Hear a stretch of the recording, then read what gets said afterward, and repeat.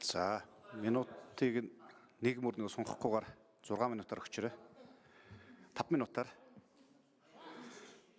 За, гişүдэ. Минутыг нэг мөр сонгохгүйгээр 5 минутаараас өгчөрөө. Тэмүүлэн гишүүний цагийг ихнээс нь өгч.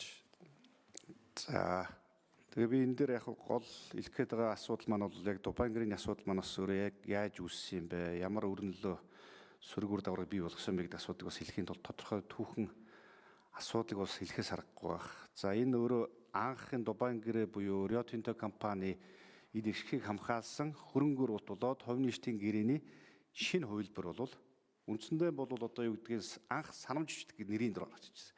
Санамж бичиг нэртэй гэрээгээр бол анх орж иж ирсэн. За, энэ маань бол 11 оны сүүлийн тузын хурлаас анх санаанууд нь үнэлцөөд ингээд үндсэндээ бол шинэ Монголын төлөв эрсдэлд оруулах төслийн санхүүжилтийг авах яриа хэлцээнүүд бол анх сөхөгдөж эхэлж ирсэн. За, үүнтэй холбоотойгоор бид нар яг сая Батбаатар даргын анх захирал нь болж исэн Эрдэнэс оюутлогоо компанийг Эрдэнэс Монгол өөрийнхөө охин компани болгож энэ Эрдэнэс Монголд учирч болох Монголын төрийн өмчөд учирч болох санхүүгийн эрсдлүүдэд сэргийлэх үүднээс гал хамгаалагч болгож бол энэ компанийг байгуулсан. За, ингээд бид нар эрхийг шилжүүлэх ажлыг бол 2014 оны 4 сарын 20-нд бол Эрдэнэс Монгол ХКК-гийн хувь нийтийн гэрээгээр хүлээж исэн хөрөнгө оруулалтын гэрээр хүлээж исэн үргийг Эрдэнэс оюутлогод шинэ гэрээ байгуулж бол шилжүүлсэн байгаа даа шүү. Тэгэхээр энэ бол нэг талдаа хөрөнгө оруулалтын гэрээний бас нэг өөрчлөлт бол энд орсон гэж та бүхэн бас үзэж болно. За, энэ нөхцөл байдал өөрөө яг ямар үр дагавруудыг авчирсан бэ гэдэг зүйлийг хэлэхэд тулд би товчхон зүгээр хэлье. Анх энэ санамж биш буюу Дубангэрийн төсөл анх орж ирэхдээ 4 бүлэг 53 асуудалтайгаар орж ирсэн.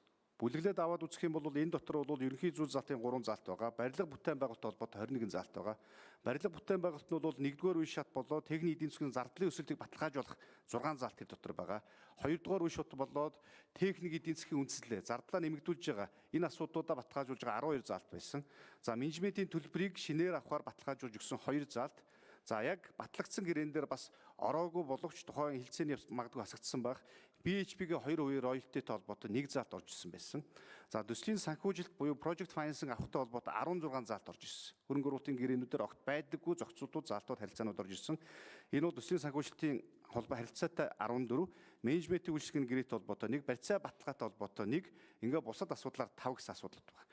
Энэ үндсэндээ 53 залт асуудлуудыг аваад үзэх юм бол 48 нь бол Монгол улсын хууль тогтоомж хөрөнгө оруулалтын гэрээ, хувь нийтийн гэрээний үндсэн зарчмуудыг бол зөрчсөн асуудлууд бол байсан. За, дээрээс нь энэ дотроос үлдсэн тэр нэг одоо юу гэдэг 5 залт нь ямар юм үлдсэн гэхээр яриа хэлцээний явцад Монголын талд буулт хийсэн дүр үзүүлэх төдий одоо юм өнгөц юм залтууд бол байсан. Тэгээ эдгээр залтууд бол үндсэндээ BHP-гийн 2%-аас бусад асуудлууд бол тэр чигээр батлагдаад ингээд явсан гэдэг зүйлийг бол би хэлэх байна. За, энэ асуудал ер нь яагаад үүссэн бэ гэж би та бүхэнд товчхон мэдээлэл өгье. Тухайн үед бид нар энэ асуудлууд хөндөгдөөд оюутлогоо компанид ямар ч нэмэлт санхүүжилт шаардлагагүй байх үед яагаад энэ арга тактикийг бодлогыг баримтлах гэдэг асуудал бол үндсэндээ нэг асуудал тухайд бид нар дүгнж үзэж яхад Rio Tinto компани санхүүгийн нөхцөл байдал бол өөрөө хүнд байсан. Би та бүхэнд яг тухайд хийжсэн танилцуулга бас уншиж танилцуулж байгаа шүү.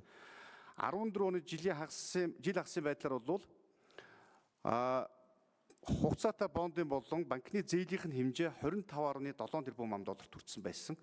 За, ингээд яг энэ дотроо бол одоо тухайн заасан жилдээ зайлшгүй төлөгдөх ёстой 5%-тэй шүүтэй бондын зээл бол өрийн үлдэгдэл 6.5 тэрбум доллар болсон байсан. За, үүнээсээ үүдээд бол үндсэндээ Rio Tinto компани яг энэ одоо юу гэдгийг өөрийнхөө хөрөнгө оруулалт болоод үйл ажиллагаануудынхаа зардлуудыг бууруулах тактикуудыг бол үндсэндээ группийн хэмжээнд бол хийж гисэн байгаа. Тэгэхээр бол би зүгээр жишээ тоонуудыг бодтор хэлж байгаа ш тухайн үед байсан. 13-нд 14 тэрбум доллараар бууруулсан. 14-нд 11 тэрбум доллараар бууруулсан. 15-нд 8 тэрбум доллараар бууруулж ингэж ажиллаж ирсэн. Энэ өөрөө юу юм бэхээр үндсэндээ Rio Tinto бол зэсийн компани биш. Үндсэн үйл ажиллагааны 90% нь бол төмрийн өдрөөс хамааралтай. Тэгэхээр төмрийн өдрийн том тоглогч учраас төмрийн өдрийн групптэй хамааралтай энэ хүндрэл бол үндсэндээ 2021-22 он хүртэл үргэлжлэх тийм төлөвлөгөө бол байсан. Дүр зураг бол байсан. Тэгэхээр энд бол юу гэхээр бусад төслүүдэх зардлуудыгаа танах, нэмэлт хөрөнгө оруулалт хийхгүй байх, төмрийн өдрийн салбарыг дэмжих, аливаа нэмэлт санхүүжилтийн их усрыг олох ийм тактик бол баримталж ажилласан. Тэгэхээр оюутлогоо компани энэ санхүүжилтийн их усрыг бүрдүүлэх нэг талдаа санхүүжилтийн схем бол болсон гэдэг нотлохоо бол яг тухайн үед бид бүхний хийжсэн дүгнэлтээр бол гарч ирж байгаамаа гэдэг бол би бас хэлэх байна. Нэмэлт орцсон уу эсвэл ороогүй юу? Тэмүүлэн гишүүн нэмэлт 1 минут. Тэгэхээр үндсэндээ биднэрт өмнөх хөрөнгө оруулалтын гэрээнд байгаагүй энэ нөгөө нэг техник эдийн засгийн үндэслэлээ ач холбогдолгүй болгох, зардлынхаа өсөлтүүдийг баталгаажуулах, нэмэлт авах ёсгүй зардлуудыг нэмж авах. За ингээд төслийн санхүүжилт буюу энэ одоо юу гэдгийг санхүүжилтийн схемийг бий болгохын асуудлууд бол үндсэндээ 15 оны Дубайн гэрээгээр хийгдсэн. Энэ бол 12 оноос хойш явсан энэ асуудал бол үндсэндээ ингээд баталгаажиж ингэж орж ирсэн гэдэг зүйлийг бол би та бүхэнд бас хэлэх байдаг. За саяын техник эдийн засгийн үндэслэлтэй холбоотой асуудлуудаар би бас нэг зүйлийг хэлье. Хөрөнгө оруулалтын гэрээ заавалчгүй техник эдийн засгийн үндэслэл батлагдж хүчин төгөлдөр болсон шүү.